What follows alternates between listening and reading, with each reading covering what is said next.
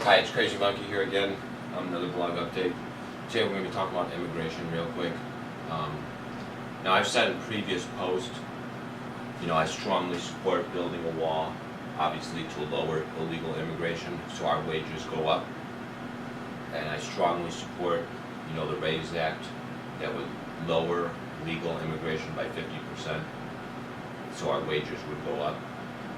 And again, I'm not totally against all illegal immigrants. Obviously, if you're an illegal immigrant, you're here in America, and let's say you're married to an American citizen, but you came here as an illegal, so that marriage isn't recognized for immigration purposes. I support you staying here in the country. I do not want your family to be divided. I don't want you to have to return to your country. You're here, you're married to an American. I want you to be able to stay here, all right? I do not support deporting all illegals. I support deporting the criminal illegals. I support deporting, say, a homeless illegal that's here all by himself. He has no connection to the country at all. He's just here homeless, or, an illegal that's driving drunk, or an illegal that's just here doing, say, washing dishes, but again, he has no relatives here, he has no family here, he has nobody here.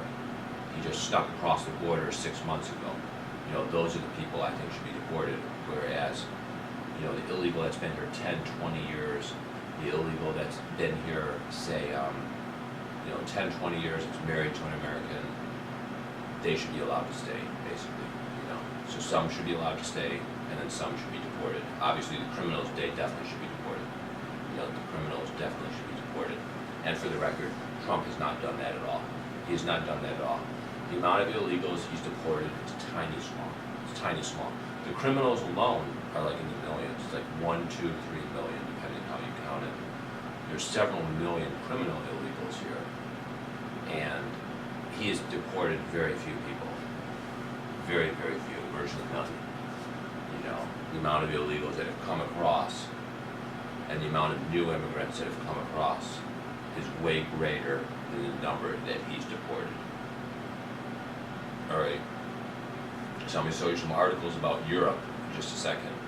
But I just want to say, when it comes to illegal immigration, like I said, I support building the wall, and I support deporting the criminals, deporting the people that are just, homeless drunks on the street, deporting people that just came here 6 months ago and they're just washing dishes, they have no relatives here, they have no family here, they just snuck across the border, and they should be deported as well. But the people that are here with a family connection, the people that are here that have children here, that their children are, say, in high school, or their children are in elementary school, or people that are here that are married to an American citizen, they should be allowed to stay. Or people that have been here for like 5 or 10 years, they should be allowed to stay, in my opinion. So some of them should be allowed to stay, but the criminals, they should be deported, in my opinion. But again, Trump's not done any of that.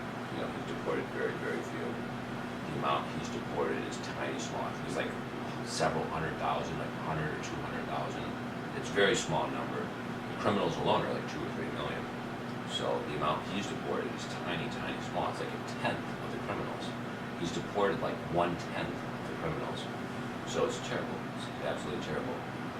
And I just want to say that real quick, and I'm just going to show you some articles real quick.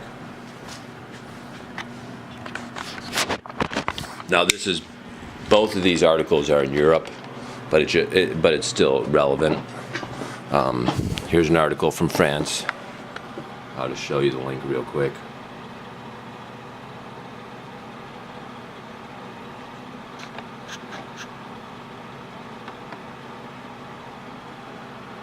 Alright, there's the link. Sorry the camera takes so long.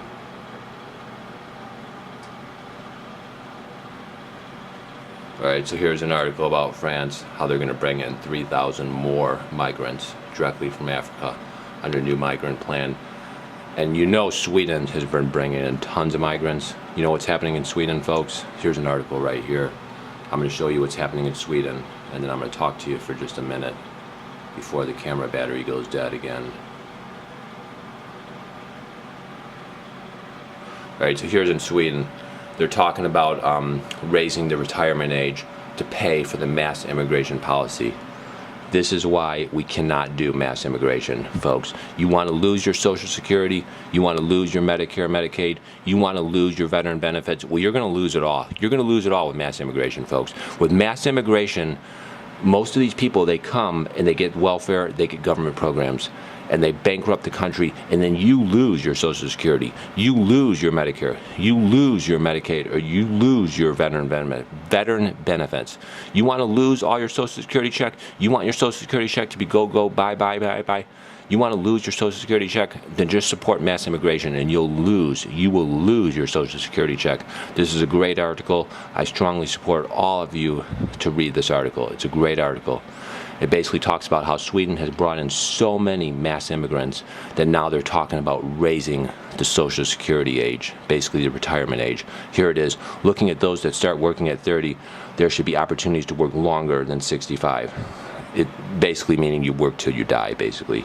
You know, so they have more money to pay for all the migrants. They have more money to pay for all the massive out-of-control immigration. It's terrible. It's terrible. The West is collapsing. The West is collapsing, and it's collapsing because they keep bringing in just millions and millions and millions of dirt poor people from countries like in Africa. They bring these people in, these people go on welfare, these people go on government programs, and then we have to pay for that. We have to pay for all that welfare. We have to pay for all those government programs. And then at the same time, a lot of these people don't work. The unemployment rates for a lot of these people are like sky high. It's like 30, 40, 50, 80% unemployment rates for a lot of these new migrants that come in. And then we're paying for all this welfare. And then our government, the corporate elites are telling us we have to retire later, so we get our benefits cut. We can't retire when we were promised. We retire way later, so they can pay all that money to the migrants, basically, and the welfare programs. It's totally disgusting. It's totally sick.